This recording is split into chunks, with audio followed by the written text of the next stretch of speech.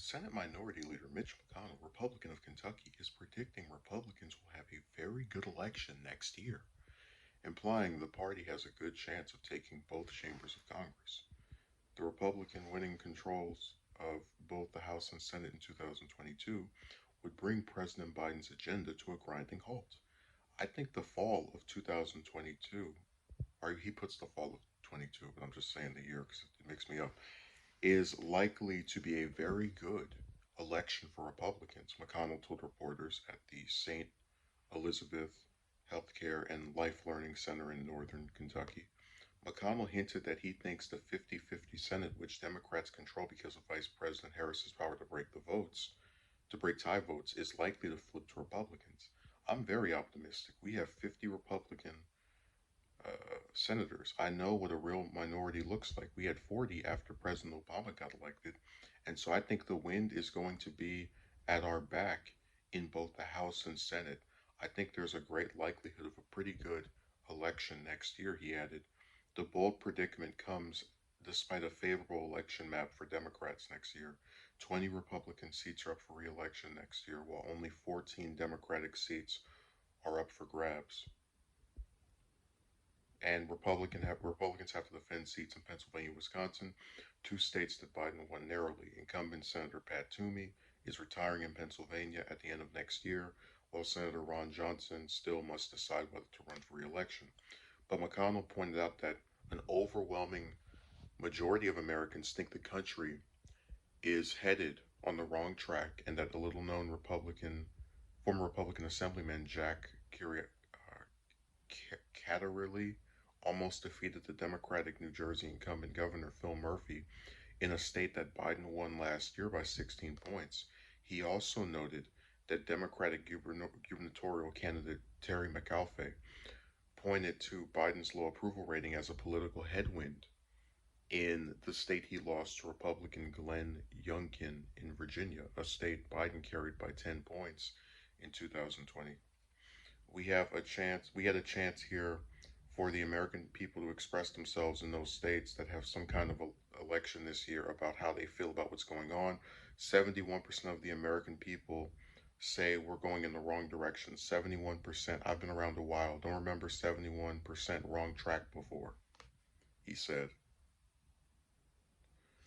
McConnell highlighted the surprising defeat of longtime state Senate President Steve Sweeney, a Democrat in New Jersey, at the hands of Republican Ed Durr, a commercial truck driver who never held elected office and reportedly spent only a few $1,000s on his campaign. That is nothing compared to what these millions and billions that people spend on running for pretty much any office now. Um, so anyone that has seen my channel before knows that I criticize McConnell all the time, but I'm not above giving him credit where something has legitimacy to it. I don't think the 71% wrong track thing is going to be that big of a factor because anyone who's been involved with this stuff should know that people turn on whoever the president or leading party is um, all the time. They support them for a little while, then something doesn't go right, so then they blame them and say they're not doing things right.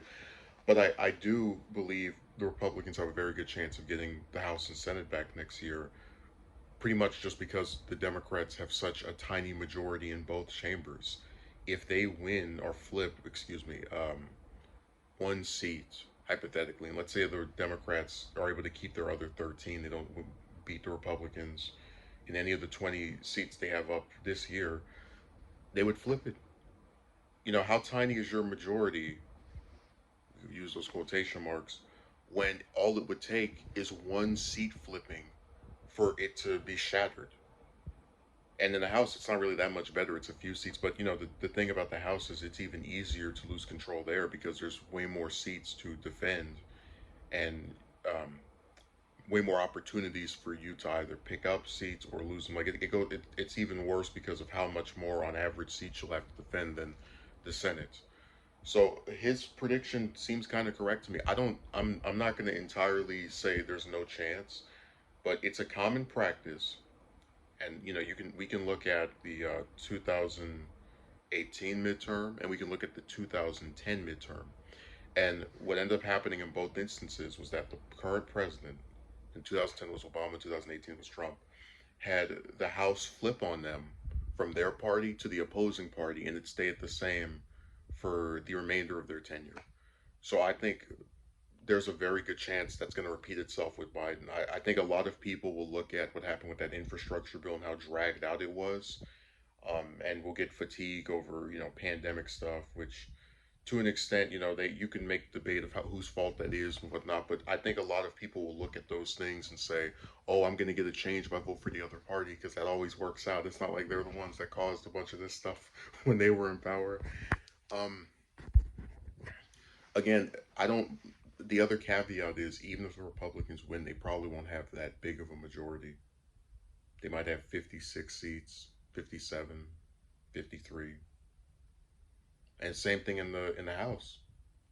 Um, it's going to be a very close one because of just the nature of how split almost evenly they are well they are in the Senate and how split evenly they come to being in the House. So I think he has a lot of validity to believing this.